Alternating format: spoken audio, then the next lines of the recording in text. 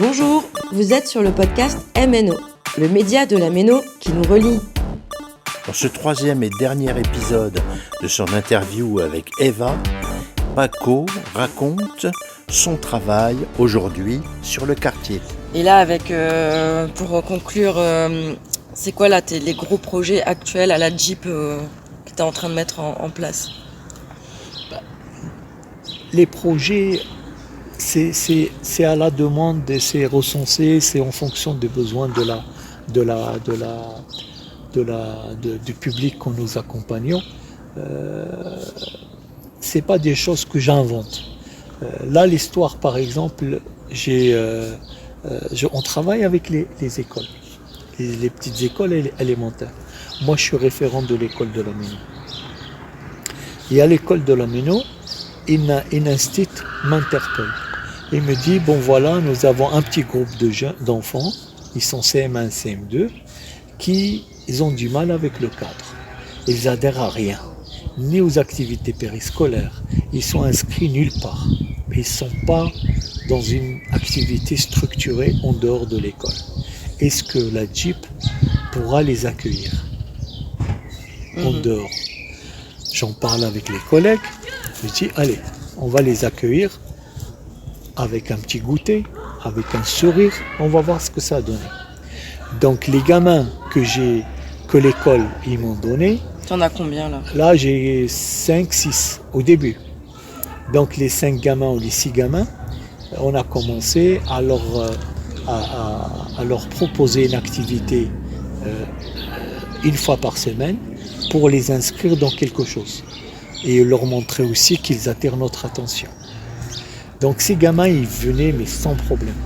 Ils venaient à l'accueil, me retrouver. Et là, ils arrivent, il y a un accueil, il y a un sourire, il y a des jeux de société. Les jeux de société, ils ne se terminent jamais jusqu'à la fin, parce que les règles ne se respectent pas. J'en parle aux collègues. Elle dit, bon, maintenant, on va faire les activités à l'extérieur. Même à l'extérieur, ça va dans tous les sens. Problème d'accès, parce que c'est des gamins, ils sont un peu hyperactifs.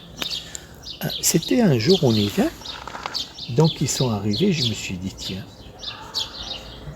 je vais utiliser le conte comme c'est pas, comme le conte que je racontais à mes petites filles quand elles étaient petites.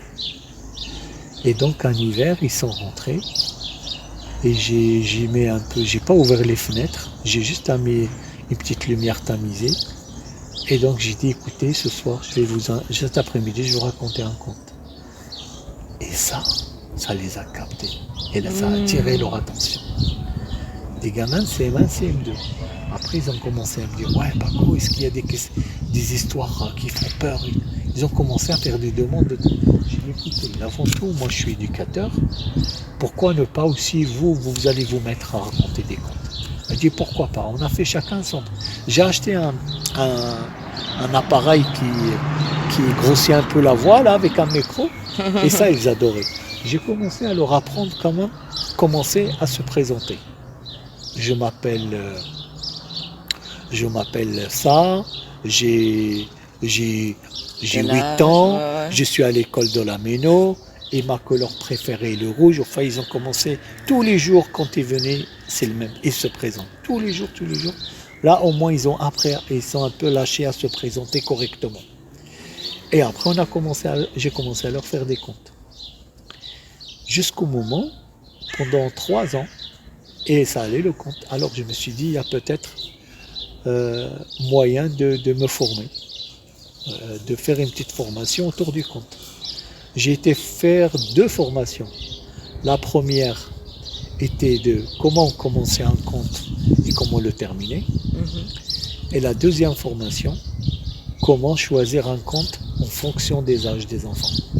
Donc tu as décidé toi de te former à ça? Oui, c'est normal, parce que pour avoir un peu quelques apports techniques pour animer ça montre à quel point tu t'adaptes et tu acquiers des compétences et des outils pour bien sûr, t'adapter au public. Pour m'adapter au public, absolument. Et donc suite à ça, j'ai commencé à animer Atelier Conte, qui a Et les comptes, la formation, tu l'as fait avec une structure? Totar. Totar. Ils font une fois Totar. par Ah ouais, Totar. super. L'association Totar. Moi, j'aime pas aller trop loin pour faire les formations. Je préfère rester sur Strasbourg. Et donc après, cet atelier a vraiment eu du succès. Les gamins, ils venaient eux-mêmes. J'ai matérialisé ça. J'ai acheté des tapis, des coussins. Je dis maintenant, vous allez plus vous asseoir comme à l'école, comme ça. Quand vous venez, les gamins, ils venaient, ils enlevaient leurs chaussures, ils s'allongeaient. Ils s'allongent, ils s'assient comme ils veulent.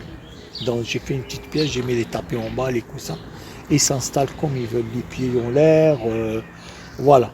Il y a un peu, ouais, Paco, les pieds, puis machin, mais ils adorent ça. La façon un peu pédagogique, comment j'ai un peu aménagé le. Et donc quand je raconte le conte, ils sont.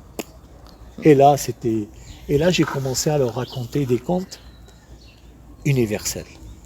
Des contes universels, c'est des contes très courts qui suscitent une discussion après.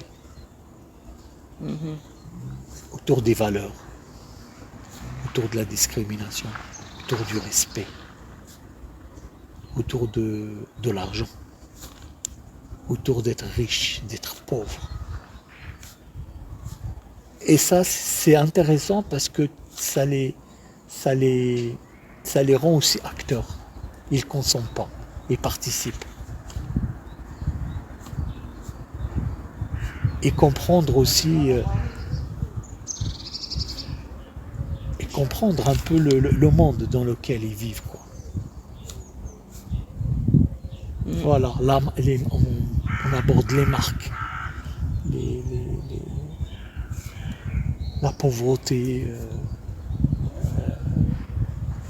issue d'une famille. Enfin, c'est vraiment très riche, quoi. Les thématiques, parce que j'ai un petit bouquin, et il aborde un peu toutes ces thématiques qui chacun capte ou chacun comprend à sa manière un peu ce qu'on. Voilà. Mais en tout cas, je sens qu'il y a quelque chose qui les intéresse et qu'ils aiment. Voilà. C'est un beau projet. Et après ça, donc on avait fait un été et un été conte. Ça, le projet conte, ça fait combien de temps là? Ça fait l'année dernière, là on avait. Ça fait 1 an alors? Voilà, il y avait une action qui s'appelait Été conte.